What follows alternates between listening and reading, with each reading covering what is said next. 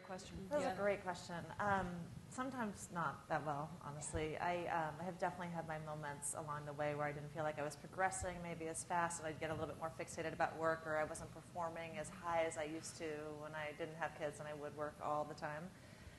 And I mean, there were moments where you just sort of feel crappy about yourself, and my husband's heard me, I'm not as good at this, or but then I think I try to remember the 2.5 hours or the time that why I'm making that choice. And you said it was an easy choice.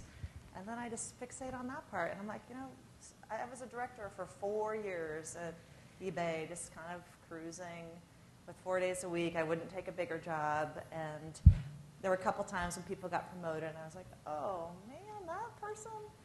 And so...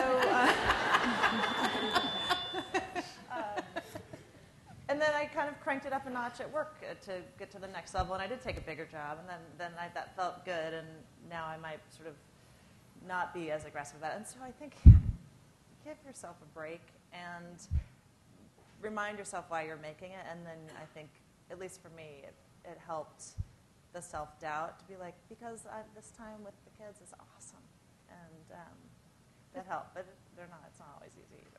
This may sound funny, but I canceled my subscription to Oprah because I could never do everything that was in that magazine. And so I realized that was just even more stress or pressure. I was not the perfect mother, wife, person, human.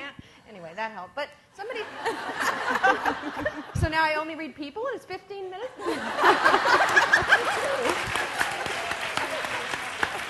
But somebody told me once that the average professional employee goes home at night with 35 hours of work on their desk. And when I heard that, I thought, oh, I'm going home, because you can't ever get it done. And that somehow oddly helped. And the people I work with, I'm sure, will say I never quite get it all done, and I don't. And so it's just about, for me, I talk to myself a lot, give myself permission, and settle occasionally for less than I know I'm capable of, but I made the choice that was right for me or my family. Or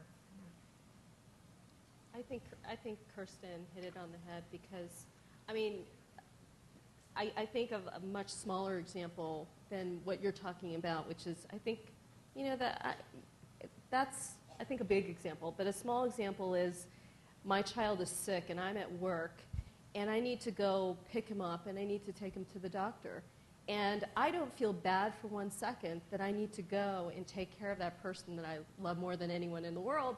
And my work will be there when I come back, and if people are upset with me because I wasn't there, well, tough luck. You don't have to ask people to accept your priorities. You just need to feel good about them and not feel like you have to apologize for them.